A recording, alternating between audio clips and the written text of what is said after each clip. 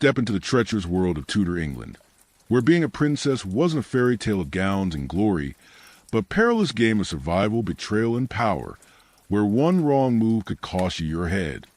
You think being a princess would be awesome, right? Gorgeous dresses, adoring subjects, and servants at your beck and call. Well, get that Disney fantasy right out of your head. Because being a Tudor princess was basically signing up for a nightmare survival challenge that would make modern reality shows look like a day at the spa. Imagine this. One day you're literally the most important child in England, your father's pearl of his world. The next you're declared a bastard, stripped of your title, and forced to become a servant to your baby half-sister, the daughter of the woman who destroyed your mother. And if you complain, well, that could be treason, punishable by having your head chopped off. Welcome to the life of Princess Mary Tudor, where royal blood was less a privilege and more a death sentence hanging over your head. While modern teenagers might worry about social media likes, Tudor princesses Mary and Elizabeth worried about whether they'd survive the week, whether from disease, political schemes, or their own father's deadly temper. The sisters lived in a world where half of all children died before their 10th birthday, where even royalty could be executed on a whim, and where one wrong prayer could get you burned at the stake. Okay, tonight it's Tudor princesses. But wait, are you comfortable? No, really. Check. Pillows, blankets, the whole deal. Where we're going, you want to be settled. So, congratulations. You just woke up in 1516, the year Mary Tudor was born. The scratchy wool blanket beneath you does nothing to soften the hard wooden bed frame. Your nose twitches at the smell of smoke on the hearth, mixed with the musty aroma of damp rushes strewn across the floor. Outside, you hear the servants already bustling about. Dawn is barely broken, but the day begins early in Tudor England, even for royalty. No lazy mornings in your cozy memory foam bed here. Not when survival requires constant vigilance, when each day could be your last in the dangerous game of royal succession. When Mary Tudor was born on February 18th, 1516 at the Palace of Placentia in Greenwich, England, her arrival was both a blessing and a disappointment. A blessing because after years of miscarriages and stillbirths, Queen Catherine of Aragon had finally produced a living child. A disappointment because that child wasn't the male heir King Henry VIII so desperately wanted. Still, in these early days, Henry doted on his daughter. Mary was proof that he and Catherine could have children. Surely a son would follow soon. For now, this fair, ruddy-cheeked little girl with Tudor red hair was the apple of her father's eye. She had the finest education a girl could expect at this time. Records tell us. Mary spoke Latin, French, and Spanish fluently. She played the virginals and lute beautifully. She danced with grace and poise beyond her years. She was being groomed not as a ruler. No one imagined England would have a queen regnant, but as a valuable marriage piece in the European royal chess game. By age 9, Mary was sent to Ludlow Castle to preside over the Council of Wales, effectively acting as Princess of Wales, though never officially given the title. Her household was grand with dozens of servants, tutors, ladies-in-waiting, and guards. Her days followed a strict routine. Prayers at dawn, breakfast of bread and ale, lessons in languages and music. More prayers, a formal midday dinner, afternoon needlework or music, evening prayers, a light supper, and bed. This wasn't the soft, pampered life you might imagine. Mary's rooms, though the finest available, were drafty and cold. In winter, even royal chambers dropped to freezing temperatures with only smoky fires for warmth. She slept not on a plush mattress, but on a rope bed with straw-filled mattress, though as royalty, she at least had the luxury of linen sheets and fur coverings. Mary's mother made sure her daughter's education was exceptional, especially for a girl. Catherine of Aragon had been raised by Isabella Castile, a formidable queen in her own right, who believed in educating women. Under tutors like Juan Luis Vives, Mary studied classical literature, church fathers, philosophy, and scripture, a curriculum usually reserved for boys. But the seemingly secure world of Mary's childhood was built on shifting sands. By the 1520s, It became increasingly clear that Queen Catherine would not produce a male heir, and Henry's eye had begun to wander, specifically to one of Catherine's ladies-in-waiting, Anne Boleyn, and wasn't like the king's previous mistresses. She refused to sleep with him outside of marriage, and more dangerously, she had evangelical religious leanings, introducing Henry to texts that suggested his marriage to Catherine, his brother's widow, had been invalid from the start. This idea took root in Henry's mind, feeding his growing conviction that God was punishing him for an unlawful marriage by denying him a son. What followed was a slow-motion disaster for Mary. Her father's great matter, his quest for an annulment, dragged on for years. The Pope refused to invalidate the marriage. Henry, growing ever more desperate and tyrannical, eventually broke with Rome entirely, declared himself supreme head of the Church of England, and had his own newly appointed Archbishop of Canterbury, Thomas Cranmer, grant the annulment. In May 1533, Anne Boleyn was crowned queen. She was already pregnant. On September 7th, 1533, she gave birth, not to the promised son, but to a daughter, Elizabeth. For Mary, now 17, the world collapsed. Her father declared her illegitimate, stripped her of her royal title, and removed her from the line of succession. She was no longer Princess Mary, but merely the Lady Mary, a humiliating demotion. Her household was dissolved, her loyal servants dismissed. But the cruelest blow was yet to come. Mary was sent to Hatfield House to join the household of her infant half-sister, Elizabeth, not as a sister, but as a lady-in-waiting. The once heir to the throne was now expected to serve the child who had replaced her. Mary refused to accept this new reality. She would not acknowledge him as queen or Elizabeth as princess. This defiance enraged Henry, who was becoming increasingly tyrannical as his reign progressed. The relationship between father and daughter deteriorated to the point where they didn't speak for 3 years. Under mounting pressure, Mary fell ill frequently. The royal physician attributed her ailments to ill treatment. She was kept under virtual house arrest, her movements restricted, isolated from friends and supporters. She was forbidden from seeing her mother, who had been banished to various damp, uncomfortable castles far from court.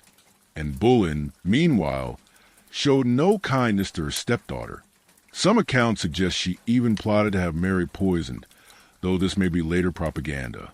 What's certain is that, and saw Mary as a threat, a focal point for those who opposed her marriage to the king and supported the old Catholic ways.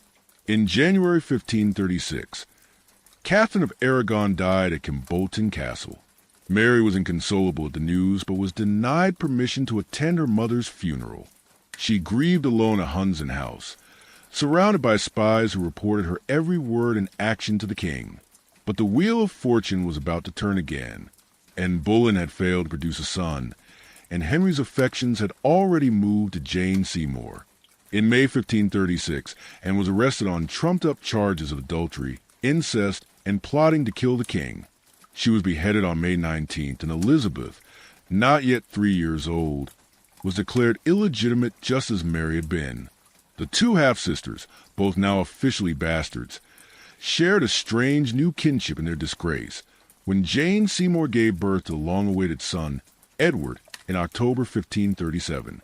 Mary, who had finally submitted to her father's demands and acknowledged his supremacy in the church, was named godmother and carried the infant prince at his christening.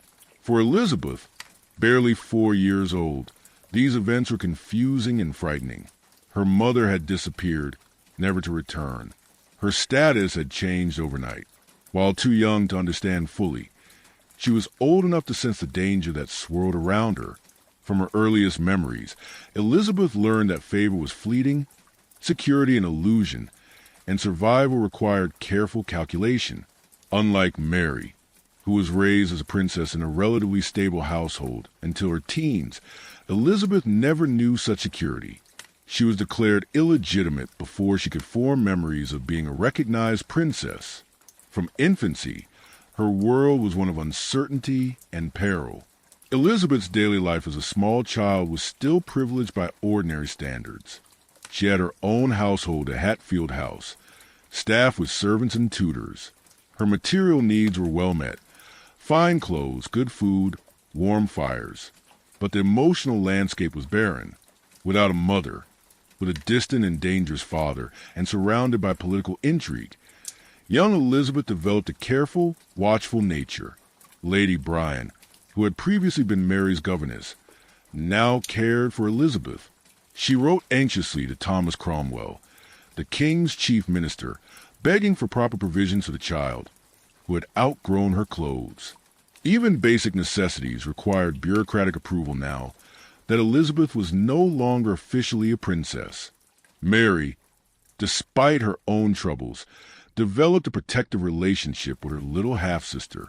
Though Elizabeth represented the woman who had caused her so much pain, Mary seemed able to separate the child from a mother. When she visited Elizabeth's household, it was said that only Mary could soothe the toddler's tears. By age 4, Elizabeth began her formal education. Like Mary before her, she was taught by excellent tutors, including Roger Ascham, who described her as having the most acute mind and diligent spirit. Elizabeth showed an extraordinary aptitude for languages, eventually mastering French, Italian, Spanish, Greek, and Latin. The sisters' early relationship was thus complex, marked by the vast age difference. 17 years, their shared experience of falling from royal favor, and the shadow of their mother's rivalry. Mary, deeply Catholic like her Spanish mother, tried to influence Elizabeth's religious upbringing. But Elizabeth, raised under the new Protestant regime, would develop very different spiritual leanings. The physical conditions of their lives reflected the precarious nature of Tudor existence. Even royal residences were plagued by problems we would find intolerable today. Sanitation was primitive. Chamber pots and close stools, early versions of toilets, were emptied manually, often into rivers that also provided drinking water. Bathing was infrequent, though, contrary to popular belief, Tudors did care about personal hygiene. They changed their linen garments regularly and washed faces and hands daily. Disease was a constant threat. The sweating sickness, malaria, then called ague, smallpox, and tuberculosis claimed lives at all levels of society. Infant and child mortality was devastatingly high. Medical treatments were based on the theory of 4 bodily humors, and often involved bloodletting, purges, and herbal remedies of questionable efficacy. Diet varied dramatically by social class. As royal children, Mary and Elizabeth ate well. Fresh meat, beef, mutton, pork, game, fish, bread, cheese, eggs, and seasonal fruits and vegetables. They drank water, wine, or ale, as water was correctly considered unsafe. But food safety was still a serious concern. Without refrigeration, meat and fish spoiled quickly. Food poisoning was common, sometimes fatal. The sisters' education included practical household management. Both were taught to oversee large domestic establishments, manage accounts, and supervise servants. They learned needlework, music, dancing, and riding, all essential accomplishments for Tudor ladies of rank. But more than anything, both Mary and Elizabeth learned early the harsh lesson of royal vulnerability. Their father had broken with centuries of tradition, changed England's religion, executed wives and nobles, and disinherited his own children, all in pursuit of dynastic security. Neither daughter could ever feel truly safe. As Edward grew from infancy to childhood, both sisters worked to maintain good relationships with their little brother, the heir to the throne. Mary sent him gifts and letters. Elizabeth, closer in age, sometimes joined his household for lessons. But religious differences were already creating tension. Edward was being raised as a staunch Protestant. His tutors reinforcing the Reformed faith Henry had reluctantly begun. Mary, now in her 30s, maintained her Catholic devotion despite the danger. She had a private chapel where she heard Mass, technically illegal under the new religious settlement. Elizabeth, more pragmatic or perhaps more naturally inclined toward Protestant ideas, adapted more readily to the religious changes. In 1543, Henry married his sixth wife, Catherine Parr, a cultured, intelligent woman who worked to reunite the royal family. She persuaded Henry to pass the Third Succession Act, which restored Mary and Elizabeth to the line of succession, though they remained legally illegitimate. This gave the sisters some security, though their positions remained vulnerable to their father's whims. Mary, approaching 30, was still unmarried, unusual for a woman of her rank. Various marriage negotiations had fallen through over the years as her status rose and fell with her father's favor. She lived primarily away from court, managing her own household with the income from estates granted by the king. Elizabeth, now about 10 years old, joined Catherine Parr's household, where she received an exceptionally progressive education. Catherine supported female learning and surrounded herself with educated women. Elizabeth thrived in this environment, developing the formidable intellect that would later serve her so well as queen.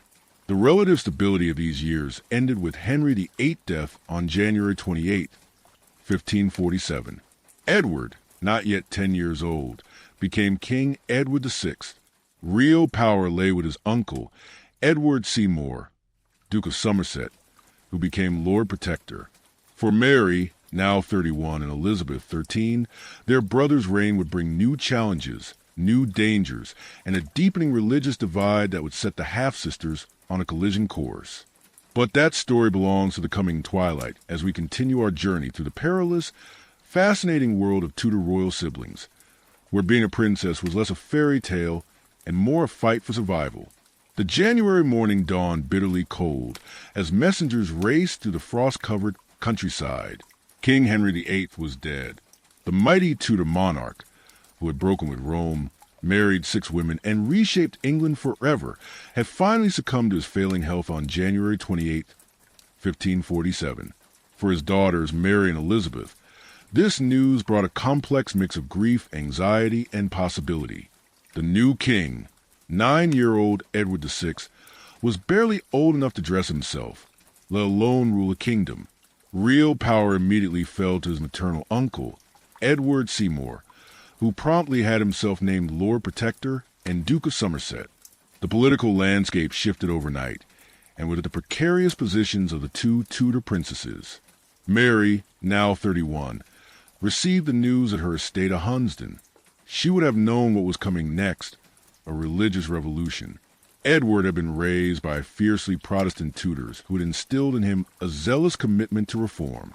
Mary's private Catholic worship, barely tolerated under her father, would now become a dangerous liability. Elizabeth, just 13, was staying with her stepmother, Catherine Parr, when her father died. The teenage princess dropped to her knees and wept upon hearing the news. But unlike Mary, Elizabeth had been raised in the Reformed faith. The religious changes to come wouldn't challenge her conscience, though they would soon present other dangers. Both princesses attended their brother's coronation in February, a lavish spectacle where the small boy disappeared beneath heavy robes and an oversized crown. Mary, as the eldest, took precedence, riding through London in a crimson velvet litter. Elizabeth followed in her own procession. The sisters presented a united front to the public, though privately their different religious convictions were already pulling them apart. Life in Tudor England during Edward's reign became increasingly uncomfortable for Mary. Each morning she would rise before dawn for private prayer, using her Catholic devotionals, books that were now technically illegal. Her loyal household staff protected these forbidden practices, keeping watch while she heard Mass in her private chapel. Discovery could mean imprisonment for her servants and worse trouble for Mary herself. While Mary struggled with her conscience, Elizabeth thrived under the new regime. She had the good fortune to be taken into Catherine Parr's household at Chelsea, where the Dowager Queen had created a haven of learning. Elizabeth's daily routine was structured around intense study, rising at dawn for prayers, then hours of languages, rhetoric, history, and theology with her tutor Roger Ascham. The physical conditions of aristocratic Tudor households remained challenging, even for princesses. Winter mornings meant waking in freezing rooms where servants would hurry to light fires. Water in basins might be crusted with ice. Unlike most ordinary people who slept on straw pallets on the floor, the princesses had proper beds with feather mattresses on rope supports that needed regular tightening. The origin of sleep tight. But even royal beds harbored fleas and bed bugs, leading to the familiar ending, "Don't let the bed bugs bite." When I call her at her book, wrote Roger asking of Elizabeth, she is loath to leave her study. The princess would often read by candlelight until late, straining her eyes but feeding her hungry mind. This studiousness wasn't just academic passion. It was a survival strategy. In Tudor England, especially for royal women, intelligence was armor. Mary's education had been equally rigorous in her youth, but now her focus was on maintaining her religious practices while navigating the increasingly Protestant court. Her days included not just prayers but management of her substantial household, overseeing accounts, settling disputes among servants, responding to petitions from tenants on her lands. The sisters' lifestyles had much in common despite their differences. Meals followed similar patterns in both households. Breakfast was simple, perhaps bread with butter and ale. The main meal came at midday, what they called dinner, with multiple dishes served for aristocratic tables. Evening supper was lighter. The princesses would have eaten from pewter plates with knives and spoons. Forks were still considered an exotic Italian affectation. They wiped their hands on linen napkins and used trenchers, stale bread plates, to soak up sauces. While Mary and Elizabeth's position seemed secure under Edward's reign, the religious tension between them grew. Somerset's Protestant reforms accelerated rapidly. Latin Mass was abolished. Church walls were whitewashed, covering centuries of colorful paintings.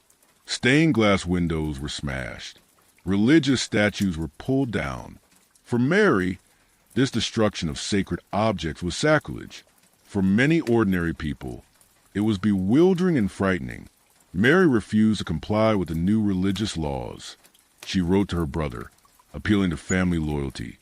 I appeal to your majesty's own nature, whether it be seemly that I, your majesty's humble sister, should be forced in matters of religion against my conscience. Edward, however, was developing strong religious convictions of his own. At 11 years old, he wrote back coldly that her fault is the greater because she ought to know better. Elizabeth took a different approach. While she had been raised Protestant, she understood the danger of rigid positions in Tudor England. She became adept at presenting herself as religiously conforming, while keeping her personal beliefs private, a strategy that would serve her well throughout her life. Unlike Mary, who couldn't bear to betray her Catholic faith, Elizabeth was pragmatic to her core. By 1549, tensions had escalated. The Privy Council, Edward's governing body, tried to bully Mary into religious compliance by arresting her chaplain. Mary stood firm even as her household was picked apart. She wrote to her cousin, Holy Roman Emperor Charles V, begging for intervention. Charles threatened war if Mary couldn't worship as she pleased. Faced with this international pressure, the council reluctantly backed down. While Mary battled openly, Elizabeth watched and learned. She had seen the downfall of Edward's first protector, Somerset, replaced by the more dangerous John Dudley, Duke of Northumberland. She observed how Northumberland systematically removed potential rivals, consolidating power around himself and the young king. When Catherine Parr died in childbirth in 1548, Elizabeth lost her most powerful protector. Worse followed. Thomas Seymour, Catherine's husband and Edward's uncle, had been behaving inappropriately with teenage Elizabeth while his wife was pregnant. After Catherine's death, he plotted to marry Elizabeth and seize power. The scandal engulfed Elizabeth, who was interrogated for days about her relationship with Seymour. Though she maintained her innocence with remarkable composure for a 15-year-old, the experience was traumatic. The Seymour affair taught Elizabeth a harsh lesson about vulnerability. She wrote to her brother's council, I am more bound to your honors for your protection than for all the world besides, and have no hope but in God and you. She crafted this carefully, presenting herself as dependent on their goodwill, while subtly reminding them of her royal status. Daily survival in Tudor England wasn't just about political maneuvering. Disease remained a constant threat. The sweating sickness that had periodically ravaged England since 1485 could kill within hours. Smallpox left survivors scarred for life, if they were lucky enough to survive. Even minor ailments could turn deadly without effective medicine. Tudor medicine combined herbal remedies, prayer, and dangerous practices like bloodletting. Physicians believed illness resulted from imbalanced humors, blood, phlegm, black bile, and yellow bile.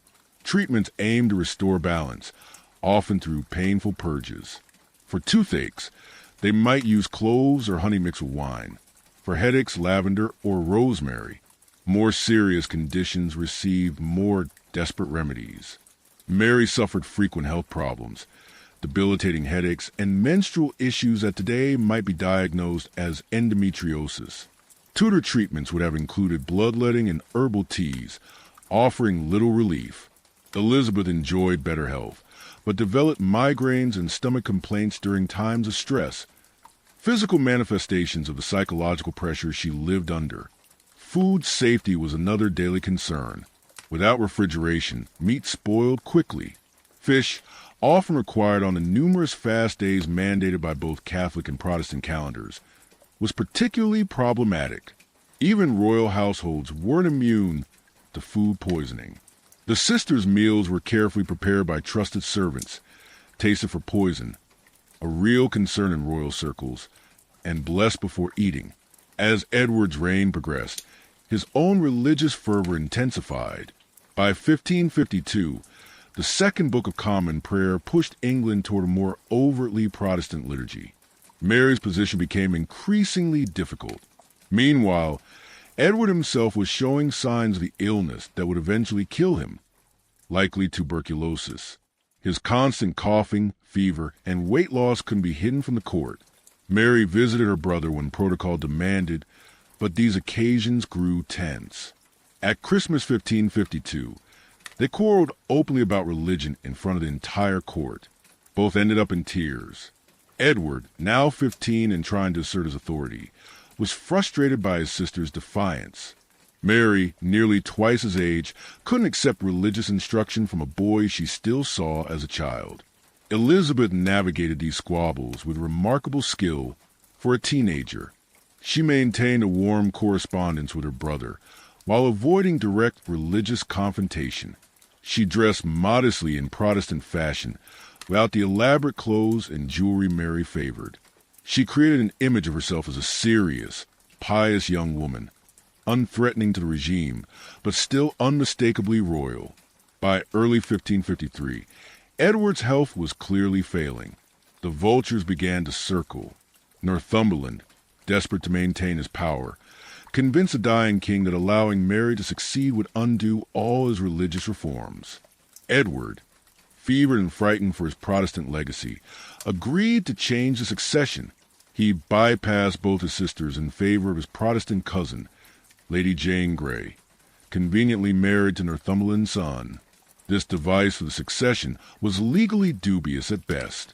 It contradicted Henry VIII will and the Third Succession Act of 1544, which had restored Mary and Elizabeth to the line of succession.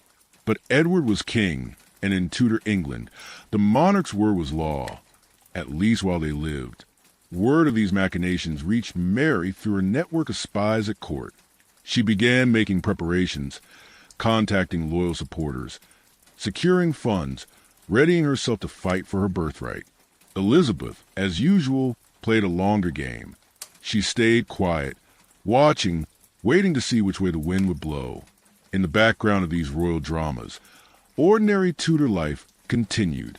Summer brought relief from the cold, but new health hazards of sewage festered in the heat.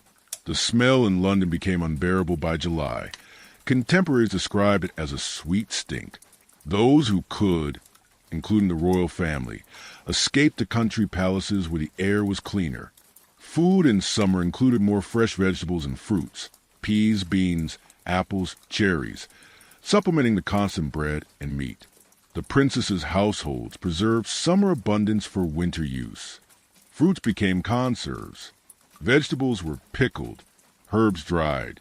Nothing was wasted in Tudor England, where famine remained a living memory. The material contrast between royal life and common experience was stark. While Mary and Elizabeth wore silk and velvet, changed their linen shirts daily, and ate from silver plates, ordinary people wore wool and linen that might be washed monthly at most. They ate from wooden trenchers and slept multiple people to a bed. Yet, even for princesses, Tudor life lacked basic comforts we take for granted. No running water, central heating, or effective medicine. By July 1553, Edward was slipping away. His cough had worsened, his legs swollen, his breathing labored. Rumors spread that he had been poisoned, though modern historians believe tuberculosis the most likely cause. Northumberland kept the king's condition secret as long as possible, buying time to position Lady Jane Grey for succession. Mary received intelligence that her brother was either dead or nearly so. She didn't wait for official notification. Understanding that speed was essential, she fled her residence at Hunsdon, riding hard for her estates in East Anglia, where her support was strongest. When messengers arrived to arrest her, they found she had already escaped. Elizabeth, meanwhile, pleaded illness and remained at her house at Hatfield. This calculated move kept her from being associated with either Mary or Lady Jane Grey. At 19, she had learned when action was needed and when patience served better. With Mary and Northumberland headed for confrontation, Elizabeth kept her options open. On July 10, 1553, Edward VI died at Greenwich Palace. Northumberland kept the death secret for 3 days, while Lady Jane Grey was brought to the Tower of London and proclaimed queen. Jane, a brilliant, devout 16-year-old, was as much a pawn as a player in this power grab. She reportedly accepted the crown with reluctance, fainting when first presented with royal robes. Meanwhile, Mary had reached her castle at Framlingham in Suffolk and raised her standard as rightful queen. Support flooded in from Catholics, conservatives, and those who simply believed in legitimate succession regardless of religion. Common people who had never met Mary rallied to her cause. The daughter of Henry VIII and Catherine of Aragon, a true Tudor by blood. For Mary and Elizabeth, Edward's death marked the end of one chapter and the beginning of another, one that would test their relationship to its limits. The cautious sisterly bond they had maintained despite religious differences would soon face its greatest challenge. The elder princess was about to become England's first undisputed queen, while the younger would have to navigate the most dangerous waters yet. The story of their changing fortune from princesses to queen and heir would reshape not just their own lives, but the future of England itself. The summer air hung heavy with dust as riders thundered along England's rutted roads.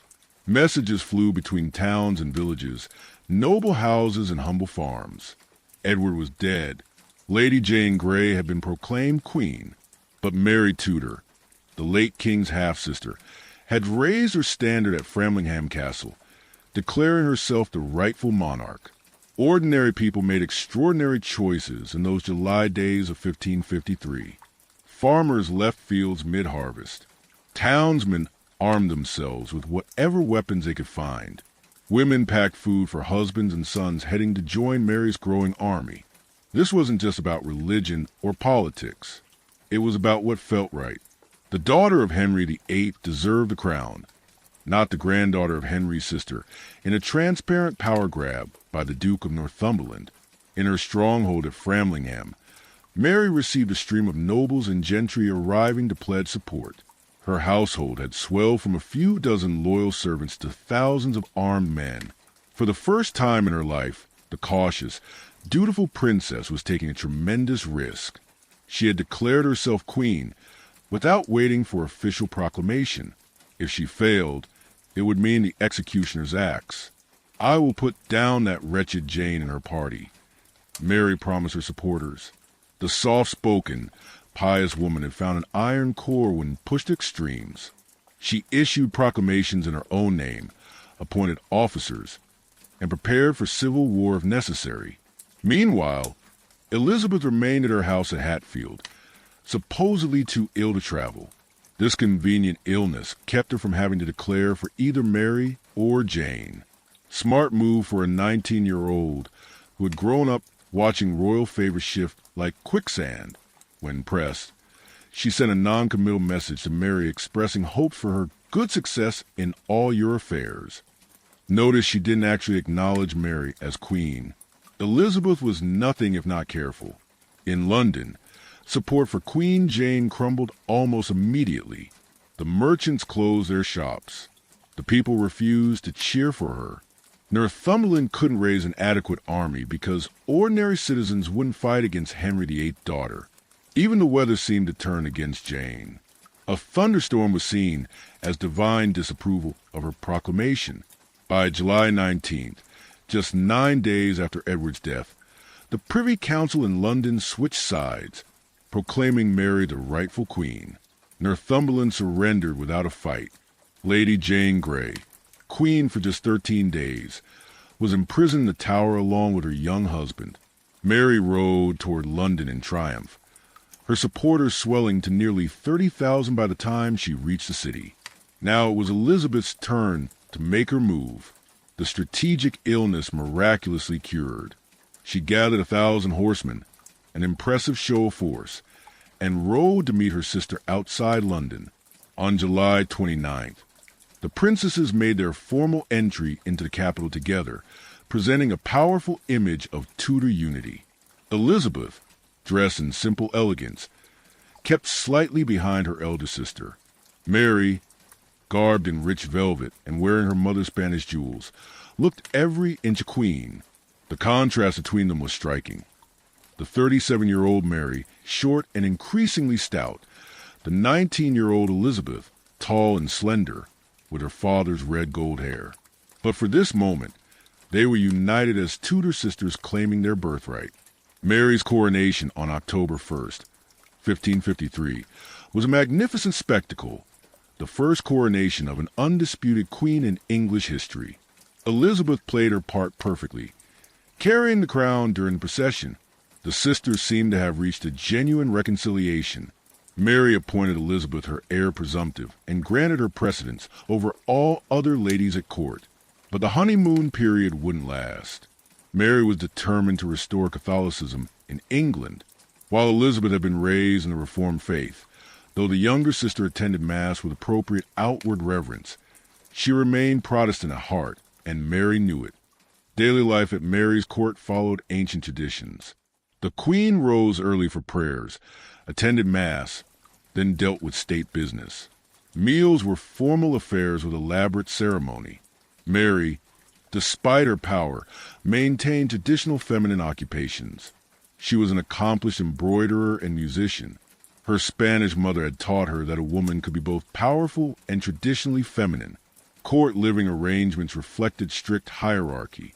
Mary had the best chambers with private withdrawing rooms. Elizabeth, as heir presumptive, had impressive accommodations but less privacy. Ladies in waiting slept in the Queen's chamber or antechamber, sometimes on trundle beds pulled out at night. Even royalty rarely slept alone. Attendants were always within call. Health concerns remained constant. The Thames, London's main water source, was also its main sewer. Water was unsafe to drink, so everyone from queen to commoner drank ale or wine instead.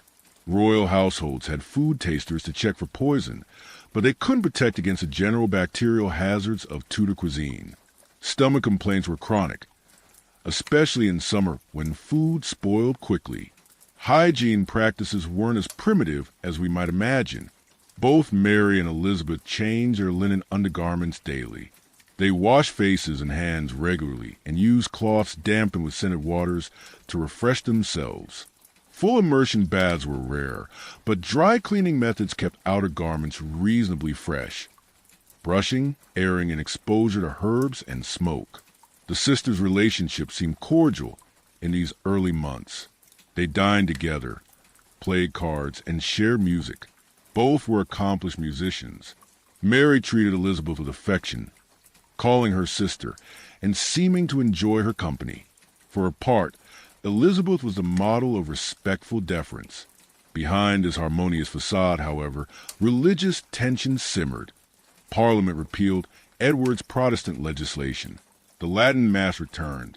Married priests were ordered to leave their wives. Each change tightened the knot of anxiety for Elizabeth and other Protestants. In the broader country, these religious shifts created deep uncertainty. Ordinary people had lived through Henry's break with Rome, Edward's Protestant reforms, And now Mary's Catholic restoration, all within 20 years. Many simply adapted outwardly while keeping their true beliefs private. Others held firm to their convictions despite the risks. For Tudor people, religion wasn't just about Sunday worship. It permeated every aspect of daily life. Prayer marked the hours. Religious holidays structured the year. Saints' days determined when you worked and when you rested. Even eating patterns followed religious rules. Fast days prohibited meat but allowed fish, creating the rhythm of Tudor meals. The physical environment reflected these religious changes. Church interiors transformed repeatedly, rich with images and incense under Catholicism, austere and whitewashed under Protestantism. Mary ordered the restoration of altars, statues, and ritual objects. Parish churches scrambled to comply, digging up hidden treasures or commissioning new ones at great expense. While these religious matters occupied Mary's government, ordinary Tudor life continued. Women rose before dawn to light fires and begin household tasks. Men worked in fields, workshops, or counting houses depending on their station. Children helped from an early age. Tudor childhood was brief, with adult responsibilities beginning around age 7 for all but the nobility. Food remained central to daily survival. Bread formed the foundation of every meal. A working man might consume 2 pounds of bread daily, accompanied by cheese, ale, and seasonal vegetables. Meat appeared more frequently on Tudor tables than in earlier centuries, but quality varied dramatically by social class. The royal household consumed vast quantities of meat. Records show Mary's court required 1,240 oxen, 8,200 sheep, 2,330 deer, 760 calves, and 1,270 pigs annually, not counting poultry and fish. For most Tudor people, warmth and light were precious commodities. Winter days meant working by whatever natural light filtered through small windows, with perhaps a few precious candles for essential tasks after dark. Only the royal court and wealthy households could afford the extravagance of numerous candles and roaring fires in multiple rooms. Mary and Elizabeth, of course, enjoyed the best available comforts. Their chambers would have been well lit and relatively warm, though still drafty by modern standards. They slept on feather mattresses with fine linen sheets and fur coverlets. Their meals featured the freshest ingredients and exotic imports: sugar, spices, citrus fruits that ordinary people never tasted. Despite these luxuries, both women faced health challenges common to their era. Mary suffered increasingly from what modern doctors suspect was ovarian cysts or uterine cancer. Tudor physicians had no effective treatments for such conditions. Elizabeth experienced migraines and digestive complaints, likely stress-related as her position grew more precarious. The turning point in the sisters' relationship came with Mary's decision to marry Philip of Spain, son of Emperor Charles V. Parliament and the public strongly opposed the match, fearing England would become a Spanish satellite. For Elizabeth, the prospect was particularly alarming. Philip was a devout Catholic committed to extinguishing Protestantism. Rumors began circulating that Elizabeth was involved in plots against her sister. Sir Thomas Wyatt led a rebellion in early 1554, supposedly to prevent the Spanish marriage. Although Wyatt specifically exempted Elizabeth from his plans, Mary's counselors suspected her involvement. When the rebellion was crushed, Elizabeth was summoned to court to answer questions. Her journey to London in February 1554 marked a dramatic shift in the sisters' relationship. Elizabeth traveled slowly, genuinely ill with stress and possibly an infection. She arrived at Whitehall dressed dramatically in white, the color of innocence, and asked immediately to see the Queen. Mary refused. Instead, Elizabeth was interrogated repeatedly by the council. She maintained her innocence with remarkable composure, but the evidence against her was mounting. A letter allegedly from her to Wyatt was produced, though she denied writing it.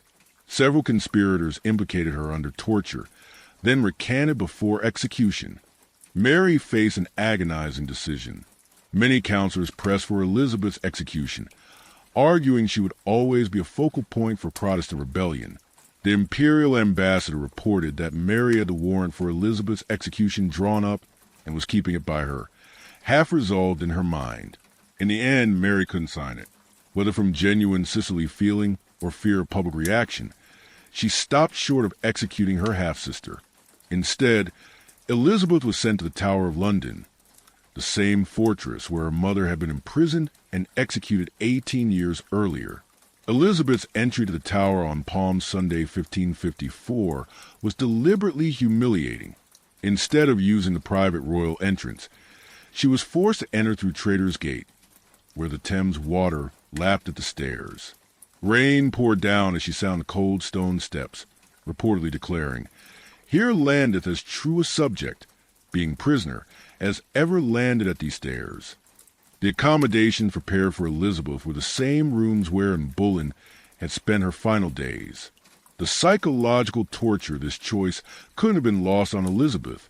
For 2 months, she lived in constant fear of execution, never knowing if each day would be her last. Tudor prison conditions, even for royal prisoners, were harsh. The tower was damp and cold, with stone walls that wept moisture in wet weather. Prisoners relied on servants or family to provide food, bedding, and other necessities. Elizabeth was allowed a few attendants, but her movements were severely restricted. During this time, Mary's Spanish marriage proceeded despite widespread opposition. Philip arrived in England in July 1554, meeting his bride for the first time just days before their wedding. Mary, nearly 40 and never before married, fell deeply in love with her 27-year-old husband. Contemporary accounts describe her as rejuvenated by the marriage, dressing in youthful styles and dancing late into the night. By May 1554, Mary had decided that keeping Elizabeth in the Tower was too dangerous. Her popularity was growing as people sympathized with her plight. The Queen transferred her sister to Woodstock Palace in Oxfordshire, where she remained under house arrest. Her jailer, Sir Henry Bedingfield, maintained strict surveillance. Elizabeth was allowed to walk in the gardens, but never alone, and her correspondence was monitored. Life under house arrest had its own challenges. Elizabeth's household was severely restricted. Just a few trusted servants remained with her. Her movements were constantly watched. She had limited access to books and visitors. Yet, she maintained her dignity and cultivated the loyalty of her small staff. To pass the long hours, Elizabeth read when permitted and worked on embroidery, a traditional feminine occupation that couldn't possibly seem threatening to her captors.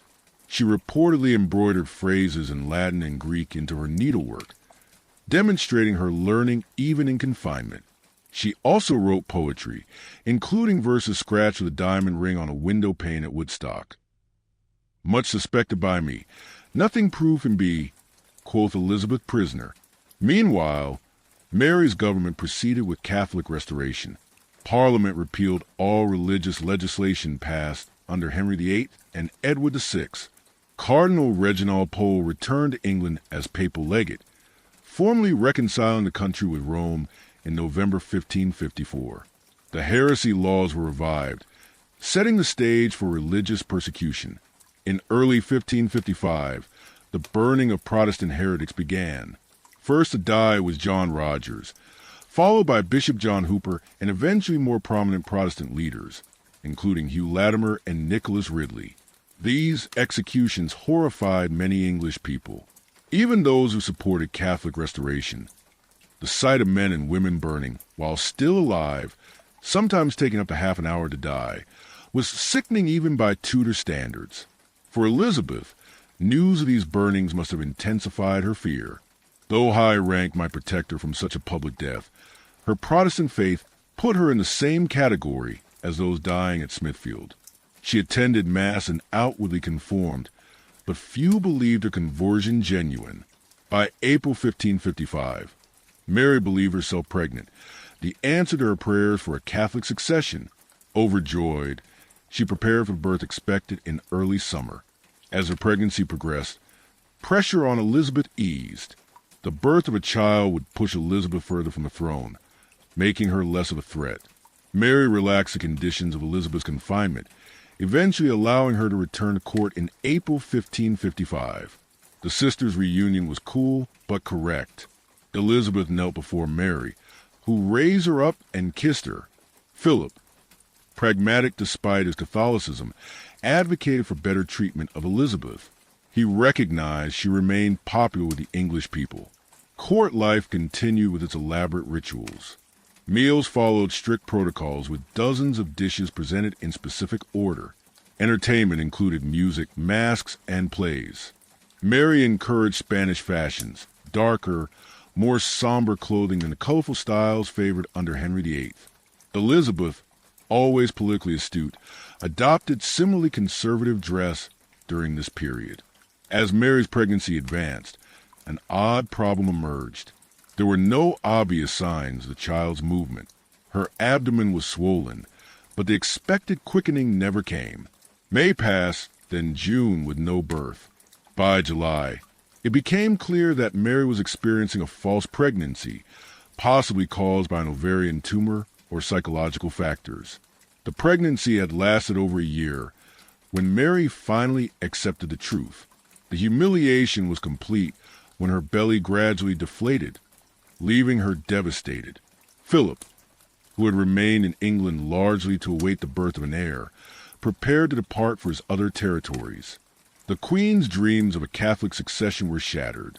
With Mary's phantom pregnancy ended and Philip departing England, Elizabeth's position improved dramatically.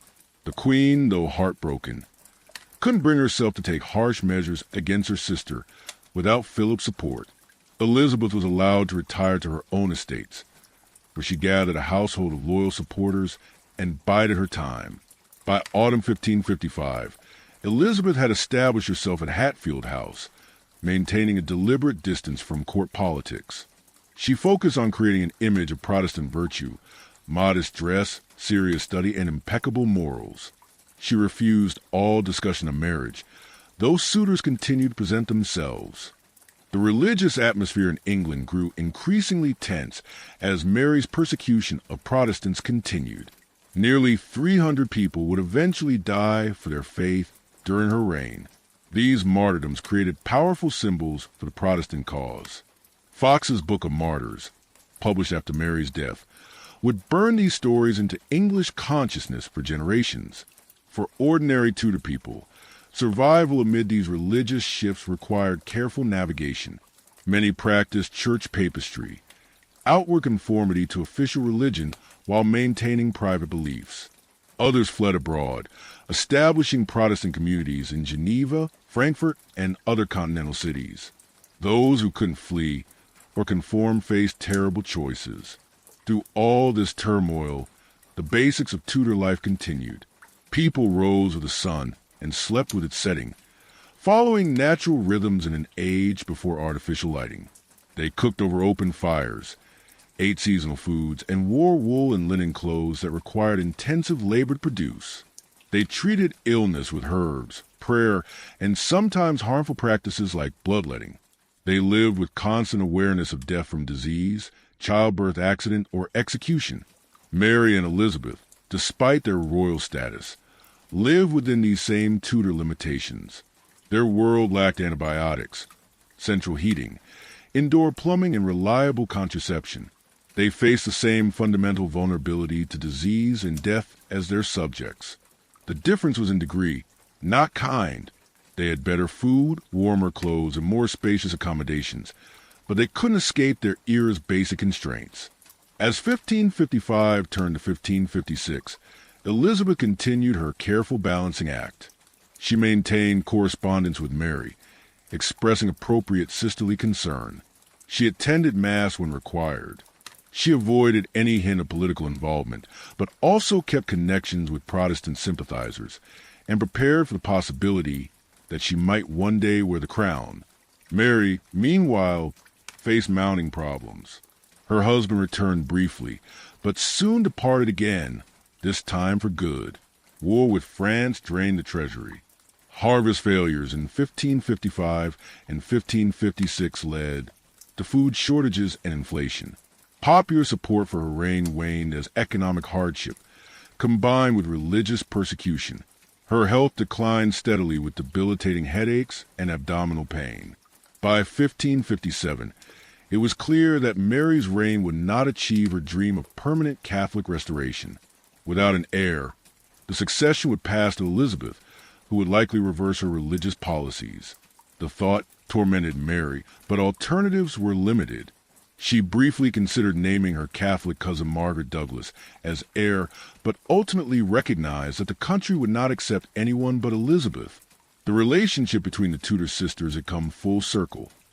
From Mary's early affection for baby Elizabeth, through religious conflict, imprisonment, and now reluctant acceptance, Mary had tried to secure a Catholic future for England and failed. Elizabeth had survived the most dangerous period of her life through caution, intelligence, and sheer luck. As Mary's health deteriorated further in 1558, Elizabeth prepared quietly for her succession. She selected advisors, considered initial policies, and cultivated powerful allies. The princess, who had learned from childhood to hide her thoughts behind a pleasant mask, was about to step onto the greatest stage of all, the English throne. The autumn of 1558 brought chill winds and uncertainties to England. Queen Mary I, once so hopeful about her pregnancy, now faced the bitter reality that there would be no child. Her Spanish husband, Philip, had departed for his continental territories, promising to return but leaving Mary bereft and increasingly isolated. For Elizabeth, this shifting landscape offered both opportunity and danger. Life at Hatfield House, where Elizabeth maintained her separate establishment, had settled into a careful routine. The princess rose early for Protestant prayers, conducted privately with trusted ladies. Her mornings were dedicated to study. She continued to sharpen her formidable intellect through readings in history, theology, and languages. Afternoons might include riding when her health permitted or needlework with her ladies. Evenings brought music, quiet conversation, and early retirement. This seemingly peaceful existence masked constant vigilance. Elizabeth's household was infiltrated with merry spies, reporting any hint of religious nonconformity or political plotting.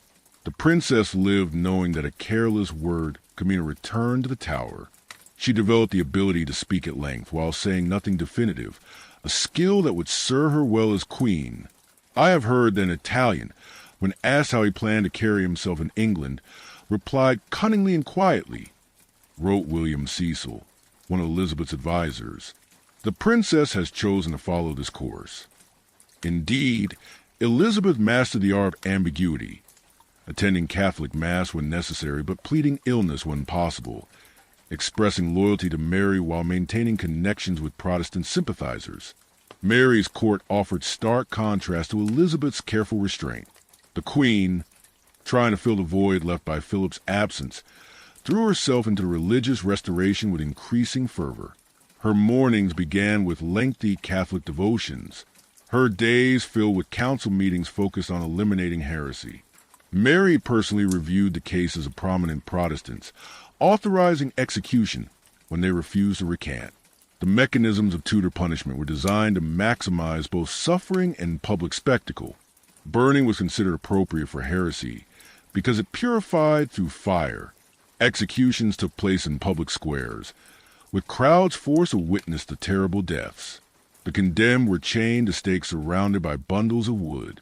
If they were lucky, sympathetic executioners would hang bags of gunpowder around their necks to hasten death once the flames reached them. For ordinary Tudor people, these religious persecutions created an atmosphere of fear and suspicion.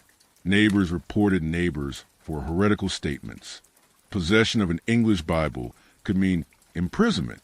Failing to attend Mass brought fines.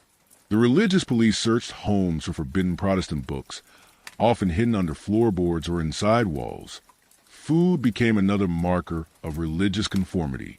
The Catholic Restoration brought back traditional fasting days when meat was forbidden. Fish consumption was enforced not just as religious practice, but as economic policy. Mary's government, like her father's before her, recognized that a strong fishing fleet provided trained sailors for naval defense. Wednesday, Friday, and Saturday were designated fish days, with meat consumption on these days punishable by fine. Tudor meals followed strict class divisions. Noble tables featured exotic imports, oranges from Spain, sugar from the West Indies, spices from the East. Wealthy households consumed mountains of meat, beef, venison, lamb, and game birds like swan and peacock. The middling sort ate more modest portions of meat along with bread, cheese, and seasonal vegetables. The poor subsisted primarily on pottage, a thick soup of vegetables and grains, occasionally enhanced with scraps of bacon. Cooking methods remained primitive by modern standards. Open hearth fires provided the only means of heating food. Spits for roasting required constant turning, a job usually assigned to the lowest kitchen servants or even dogs trained to walk in a wheel. Baking occurred in brick ovens heated with wood fires that were raked out before bread went in.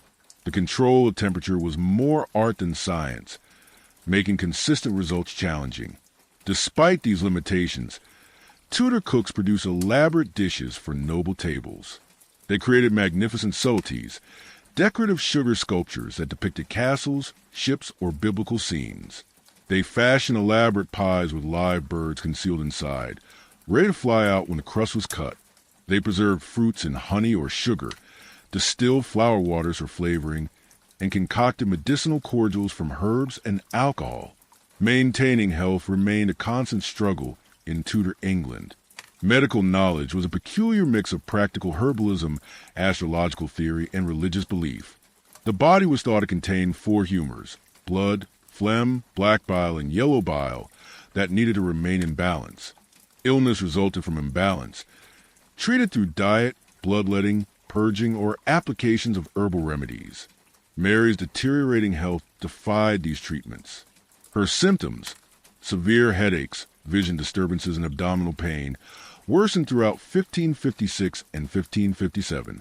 Modern doctors suspect she suffered from ovarian cysts or uterine cancer, conditions Tudor physicians couldn't diagnose or treat effectively.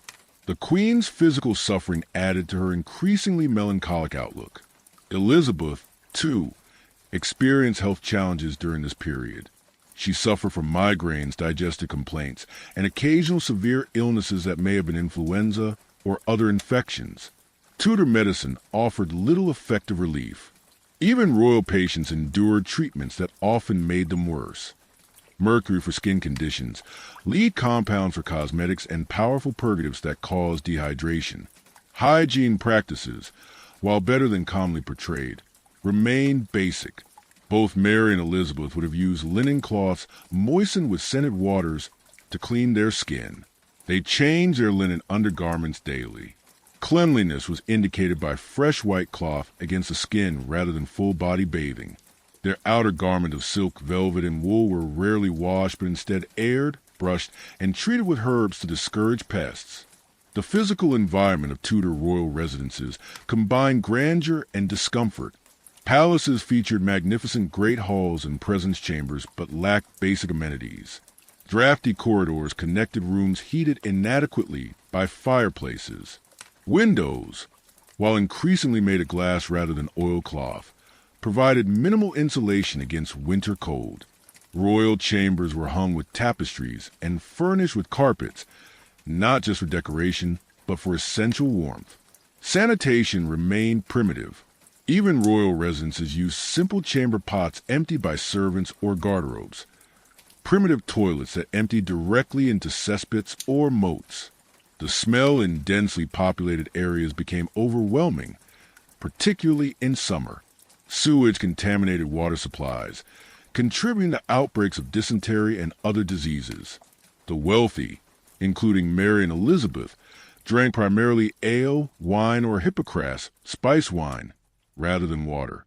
While Mary and Elizabeth occupied the pinnacle of Tudor society, they experienced the same environmental limitations as their subjects, though with better protection.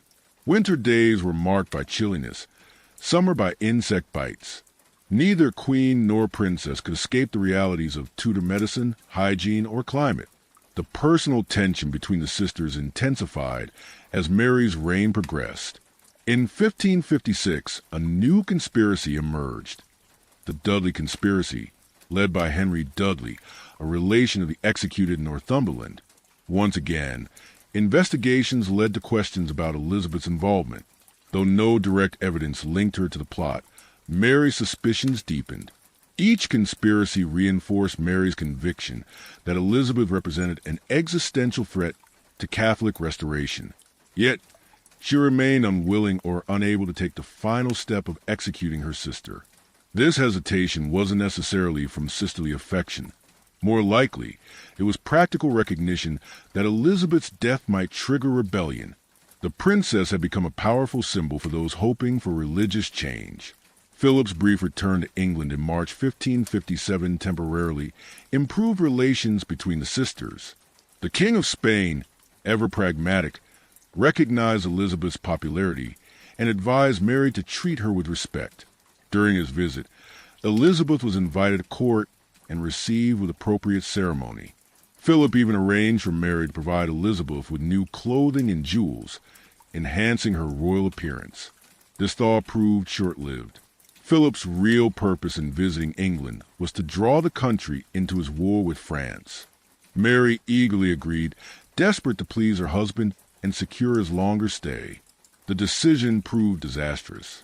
England lacked resources for a major continental conflict, and the war quickly drained the already depleted treasury. Worse followed in July 1557 when English forces joined Spanish troops in the Battle of St. Quentin. The Allied forces won, but England gained nothing from a victory.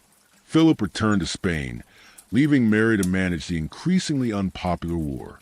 By January 1558, disaster struck.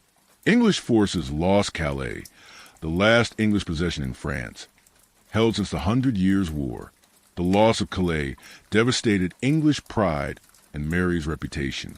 "When I am dead and opened," the Queen reportedly said, "you shall find Calais lying in my heart." Public opinion turned sharply against the Spanish marriage that had brought war without benefit. Anti-Spanish sentiment grew, with people blaming foreign influence for England's troubles. Throughout these political upheavals, daily Tudor life continued with its seasonal rhythms. Spring brought relief from winter's hardships, but new agricultural demands. Summer meant intensive work in field and gardens, preserving food for winter. Autumn brought harvest and slaughter time. Animals that couldn't be fed through winter were killed, and their meat preserved by salting or smoking. Winter meant indoor work by firelight, spinning, weaving, and repairing tools. These seasonal patterns affected even royal households. Court life followed its own calendar, with traditional celebrations marking the Christian year. The 12 days of Christmas brought elaborate feasting and entertainment. Lent imposed dietary restrictions, even on royalty. Easter celebrated renewal with new clothes and special foods. Midsummer saw bonfires and outdoor revelry. For Mary and Elizabeth, these traditions carried both religious and political significance. Mary enthusiastically restored Catholic holy days eliminated under Edward, including elaborate processions for Corpus Christi.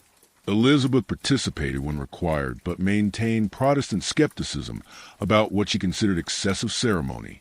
Housing conditions illustrated the vast gulf between royal and common experience. While Mary and Elizabeth occupied palaces with dozens of rooms, ordinary Tudor families might live in 1 or 2 rooms, often sharing space with livestock. A typical peasant house featured a single room with a central hearth, dirt floor covered with rushes, and minimal furniture, perhaps a table, benches, and a bed for the parents. Children and servants slept on straw pallets on the floor. Even for royalty, sleeping arrangements lacked privacy by modern standards. Mary and Elizabeth would have had bed attendants, trusted ladies who slept in the same chamber on trundle beds. These attendants provided both service and security, helping with nighttime needs and protecting against potential intruders. Complete solitude was rare for Tudor royalty. The beds themselves were important status symbols. Mary's state bed would have featured a wooden frame with embroidered hangings, feather mattress, linen sheets, and expensive coverlets. Elizabeth's bed, while not as grand as the Queen's, would still have represented significant value. Beds were often the most expensive items in Tudor households, frequently mentioned specifically in wills. Personal hygiene before sleep involved servants bringing heated water, for washing hands and face. Hair was brushed and braided, teeth cleaned with linen cloths and powder made from herbs or chalk. Women wore linen nightgowns, men linen nightshirts. The ceremony of preparing royal bodies for sleep followed careful protocols, with specific servants assigned to each task. As 1558 progressed, Mary's health declined precipitously. The Queen, who had once been described as never having a day's illness, now suffered constantly. Her abdomen swelled, her headaches intensified, her vision blurred. Modern doctors suspect advanced ovarian or uterine cancer, explaining both her symptoms and her false pregnancy. Tudor physicians could offer only palliatives, herbal teas, warm compresses, and opium for severe pain. In August 1558, an influenza epidemic swept England, further weakening the already ill queen. By October, it was clear that Mary was dying. Reluctantly, she recognized the inevitable. Elizabeth would succeed her. The Queen sent her sister the royal jewels as a gesture of reconciliation and acknowledgement of the succession. Elizabeth, still at Hatfield, prepared carefully for what seemed imminent, her accession to the throne. She selected key advisors, including William Cecil, who would become her principal secretary. She drafted initial proclamations and considered immediate priorities. Yet she maintained careful distance from any appearance of eagerness for her sister's death. The religious persecution that had darkened Mary's reign slowed as the Queen weakened. The burning of Protestants had created martyrs rather than converting heretics. Nearly 300 people had died, but Protestantism had grown stronger rather than weaker. The public increasingly viewed the burnings with horror rather than approval.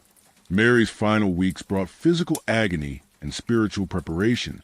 As a devout Catholic, she focused on confession, communion, and extreme unction, the last rites of the Church. She made her will, requesting burial beside her mother, Catherine of Aragon. She expressed regret for failures, but maintained conviction that her religious policies had been necessary and right.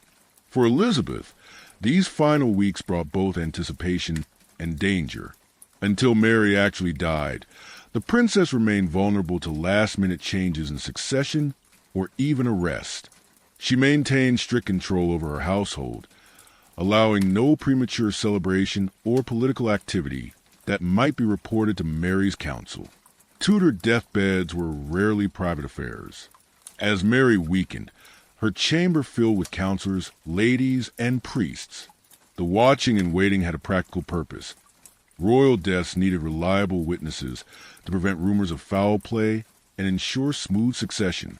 The Queen's suffering was observed and recorded by dozens of eyes. The physical process of dying in Tudor England lacked modern medical interventions. Pain management relied primarily on alcohol, opium derivatives, or herbal preparations of dubious efficacy. Dehydration and infection often hastened death. The smell of illness permeated sick rooms. Bodily functions failed, wounds festered, and herbal remedies created their own pungent odor. Throughout October and early November, couriers rode constantly between London and Hatfield, bringing Elizabeth updates on Mary's condition. The princess responded with appropriate expressions of concern while quietly finalizing succession plans. She wrote to potential allies, secured promises of support, and prepared for the massive transition of power. Mary's council, recognizing the inevitable, began shifting allegiance toward Elizabeth. Even staunch Catholics like Nicholas Heath, Archbishop of York, accepted that Mary's death would mean Protestant restoration. Some counselors tried to secure promises from Elizabeth about religious toleration, but she remained non-committal, a pattern that would characterize her early reign. On November 17, 1558, Mary Tudor died at St. James's Palace. She was 42 years old and had reigned for just over 5 years. Within hours, bells rang throughout London announcing her death and Elizabeth's succession. The Privy Council proclaimed the new queen, and messengers rode to Hatfield with the news. Elizabeth, sitting under an oak tree in the park at Hatfield when the news arrived, reportedly quoted Psalm 118. "This is the Lord's doing, and it is marvelous in our eyes." After years of danger, captivity, and careful dissimulation, She had survived to claim her inheritance. The princess, who had never been expected to rule, had become Queen Elizabeth I. For ordinary Tudor people, the transition from Mary to Elizabeth represented yet another religious and political shift to navigate. Those who had conformed outwardly to Catholicism while maintaining Protestant sympathies could emerge from hiding. Those who had embraced Catholic restoration now faced uncertain futures. The pendulum of Tudor religious policy was swinging again. The contrast between the sisters' reigns would prove stark. Mary's 5 years brought religious persecution, war, economic hardship, and loss of territory. Elizabeth's 45-year reign would eventually bring religious settlement, cultural flowering, naval triumph, and national pride. Yet the seeds of Elizabeth's success were partly sown by Mary's failures. The younger sister learned crucial lessons from the elder's mistakes. Mary's funeral on December 14, 1558, took place according to full Catholic rites, the last such royal ceremony in England for centuries. Elizabeth did not attend, following custom that monarchs did not appear at funerals. The new queen ordered appropriate ceremony, but without excessive expense. The treasury was nearly empty after Mary's wars. The sisters, who had shared so much, royal blood, dangerous childhoods, and the unprecedented challenge of female rule in a male-dominated world, were now separated by death. Their relationship had encompassed affection and antagonism, loyalty and suspicion, shared heritage and opposing faiths. Together, they had demonstrated that women could rule England in their own right, forever changing assumptions about female sovereignty. As 1558 drew to a close, Elizabeth prepared for a coronation, scheduled for January 15, 1559. The 25-year-old queen, who had survived extraordinary dangers to reach the throne, would face new challenges: a divided nation, empty treasury, foreign threats, and the fundamental question of whether a woman could effectively rule alone. The princess had become a queen, but the challenges of Tudor survival continued. The winter of 1558 arrived with bitter winds and transformative change. Queen Mary was dead. Elizabeth Tudor, at 25, had ascended to the throne her sister had occupied for 5 troubled years. The half-sisters, once bound by blood and separated by faith, would never meet again in this world. Yet Mary's shadow would linger over Elizabeth's early reign, providing both warning and guidance as the new queen charted her course. Elizabeth's coronation procession on January 14, 1559, offered stark contrast to Mary's final months, where the late queen had grown increasingly isolated. Elizabeth rode through London streets packed with cheering crowds, where Mary had intensified religious persecution. Elizabeth stopped to receive a Bible from the city officials, kissing it and holding it to her heart, a carefully choreographed gesture signaling religious change without explicitly promising Protestant restoration. "I have long desired to see this day," one Londoner was heard saying as the new queen passed. No more burning for religion's sake. The public mood reflected exhaustion with Mary's religious policies and hope for Elizabeth's more moderate approach. Yet the religious divisions Mary had tried to heal through force remained raw and dangerous. The practicalities of Tudor royal transition were complex. Elizabeth inherited Mary's ladies-in-waiting, but gradually replaced Catholics with Protestants. She kept some of Mary's counselors while introducing her own trusted advisors. William Cecil, her choice for principal secretary, had served her brother Edward and maintained quiet contact during Mary's reign. Robert Dudley, son of the executed Duke of Northumberland, became Master of the Horse, a position keeping him close to the Queen. Elizabeth's daily routine established patterns that would continue throughout her reign, and began with brief Protestant prayers.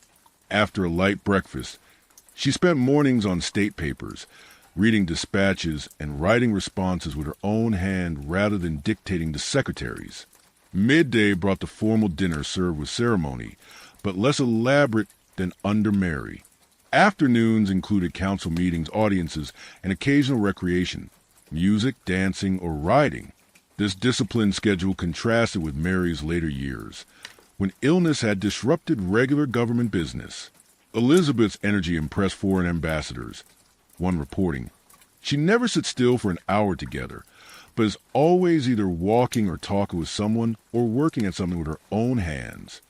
This calculated display of vigor reassured a nation accustomed to sickly monarchs, Edward's short life, Mary's decline, that Elizabeth might provide stability. The new queen inherited practical problems beyond religion. The treasury stood nearly empty after Mary's war with France. The harvest of 1558 had been poor, raising food prices. Cloth exports, England's economic mainstay, had declined. Coinage had been debased under Henry VIII and Edward VI, causing inflation. The loss of Calais damaged national pride and trade connections. These economic challenges affected daily life throughout England. For ordinary people, rising prices meant hunger and hardship. Bread, the staple food for all classes, became more expensive as grain prices increased. Meat, already a luxury of the poor, grew further out of reach. In London, food riots threatened when prices spiked. The contrast between royal abundance and common hunger remained stark. Elizabeth's coronation feast featured elaborate dishes. Peacocks were dressed in their feathers, sugar sculptures depicting biblical scenes, spiced wine flowing freely. Meanwhile, beggars gathered at palace gates hoping for leftover scraps. Tudor society accepted such inequality as natural, though the wise monarch showed concern for poor. Elizabeth cultivated an image of caring while maintaining royal splendor. Housing conditions reflected similar divides.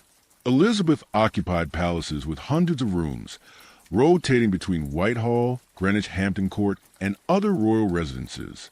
Ordinary Londoners crowded into single rooms in tenements, often sharing beds with strangers. Rural cottagers lived in simple one- or two-room structures with dirt floors and thatched roofs prone to vermin infestation. Even for the Queen, Tudor palace life lacked modern comforts. Drafty corridors connected unevenly heated chambers.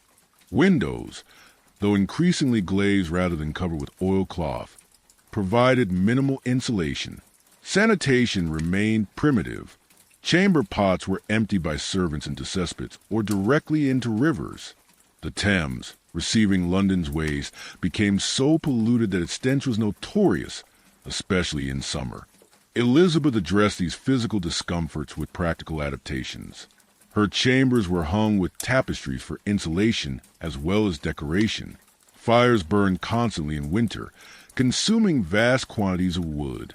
Her personal hygiene, by Tudor standards, was exemplary. She changed linen undergarments daily and was known for relatively frequent bathing, sometimes monthly rather than the quarterly baths common among nobility. "I wish to make myself comfortable," Elizabeth told her household officers, establishing a more relaxed atmosphere than Mary's formal Spanish-influenced court.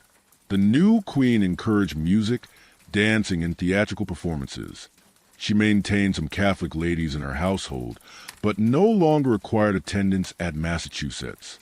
This practical tolerance reflected political necessity rather than indifference. Elizabeth needed to reconcile a divided nation. Religious settlement became Elizabeth's first major challenge.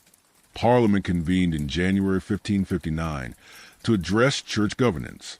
After contentious debate, the Acts of Supremacy and Uniformity established moderate Protestantism as England's official religion. Elizabeth became Supreme Governor of the Church, not Supreme Head, a title her father had used. A new prayer book provided English services with deliberately ambiguous language on controversial theological points. This Elizabethan settlement disappointed zealots on both sides. Strict Protestants wanted more thorough reformation, eliminating vestments and ceremonies they considered papist. Catholics felt betrayed by Mary's sister returning England to heresy. Elizabeth's famous desire not to make windows into men's souls reflected pragmatic recognition that forced conversion had failed under both Edward and Mary. For ordinary people, religious change affected daily rhythms. Church attendance became mandatory, with fines or absence. The church calendar simplified, eliminating many saints' days that had punctuated the medieval year. Church interiors transformed again. Altars removed, walls whitewashed, religious images taken down. Parish priests struggled to implement changes while maintaining community harmony. Food practices shifted with religious policy. The strict Catholic fast days of Mary's reign, when meat was forbidden, became less stringent. Elizabeth maintained some fish days for economic rather than religious reasons, supporting the fishing industry that provided sailors for naval defense. The Queen's personal diet was notably moderate. She ate sparingly compared to her father's legendary appetite, preferring poultry, vegetables, and sweet foods to heavy meat dishes. Health concerns remained constant across reigns. The same diseases that had plagued Mary's England, smallpox, sweating sickness, influenza, dysentery, continued under Elizabeth. Medical knowledge remained limited, combining herbal remedies, bloodletting, and increasing use of mineral compounds, often toxic by modern standards. The Queen employed multiple physicians but reportedly preferred simple treatments to extreme interventions. Elizabeth's personal health proved surprisingly robust compared to her siblings. Where Edward had died young, and Mary suffered chronic illness, Elizabeth generally maintained good health despite occasional serious illnesses. She survived smallpox in 1562 and several influenza outbreaks.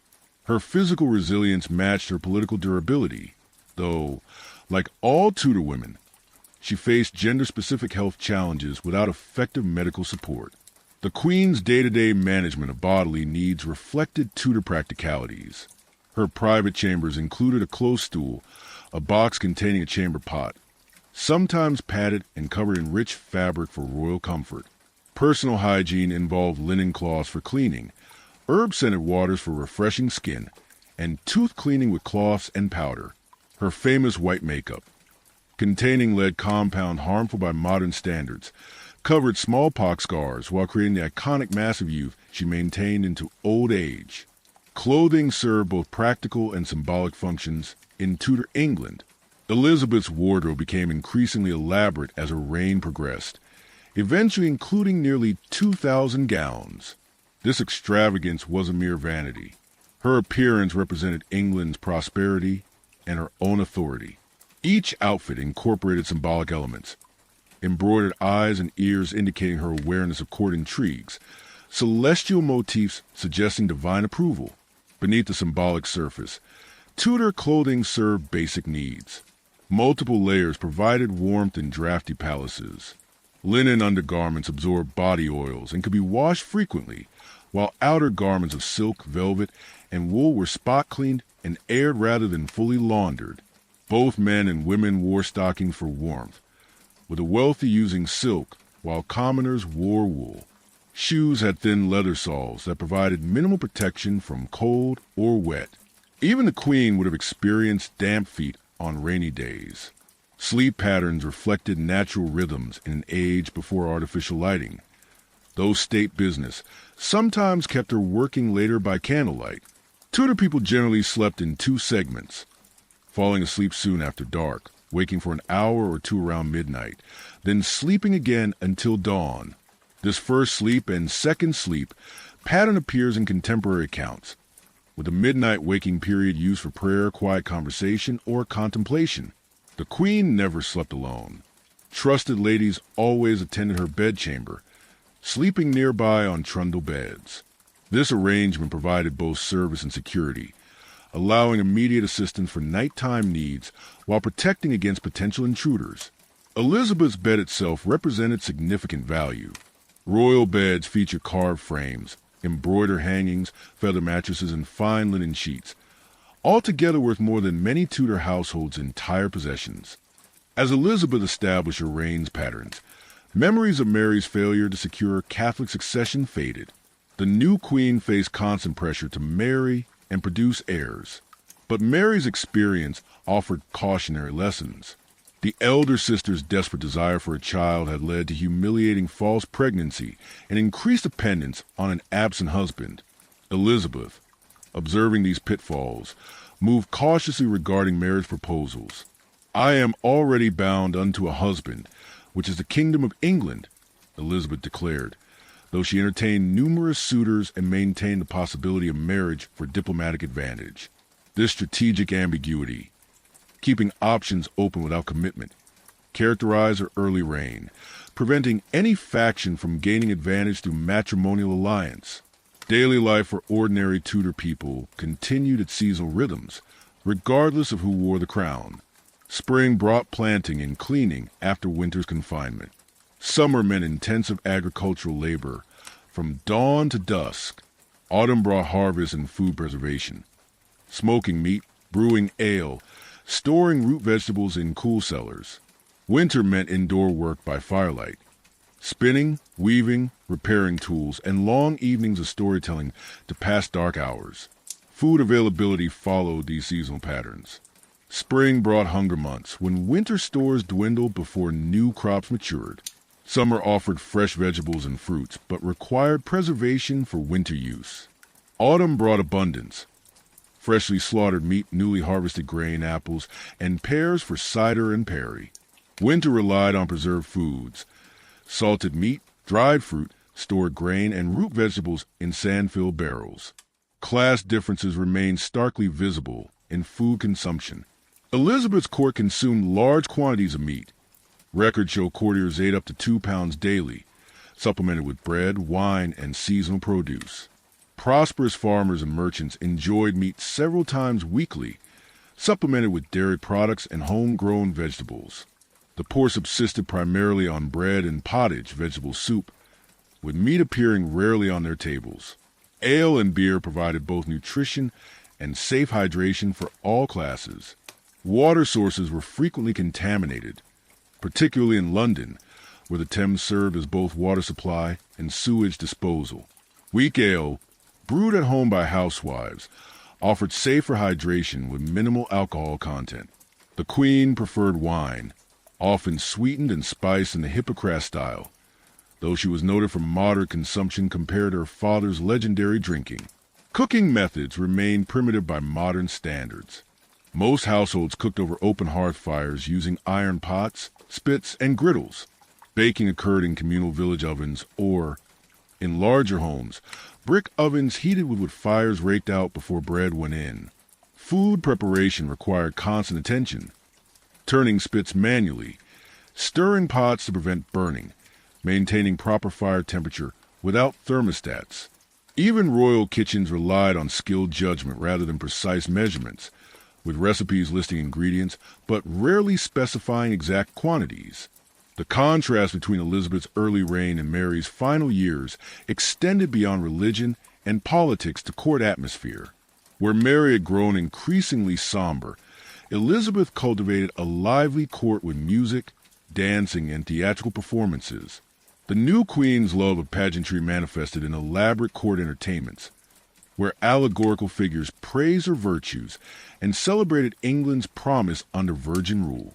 This carefully crafted image, the virgin queen dedicated to her country, developed gradually as Elizabeth rejected successive marriage proposals. The symbolism served multiple purposes, transforming a potential weakness, childlessness, into strength, undivided devotion to England.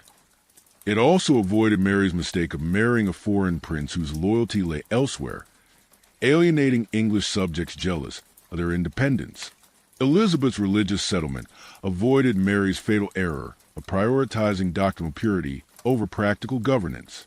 Where Mary had seen heresy as souls to be saved through force if necessary, Elizabeth focused on outward conformity while permitting private belief to remain largely unexamined.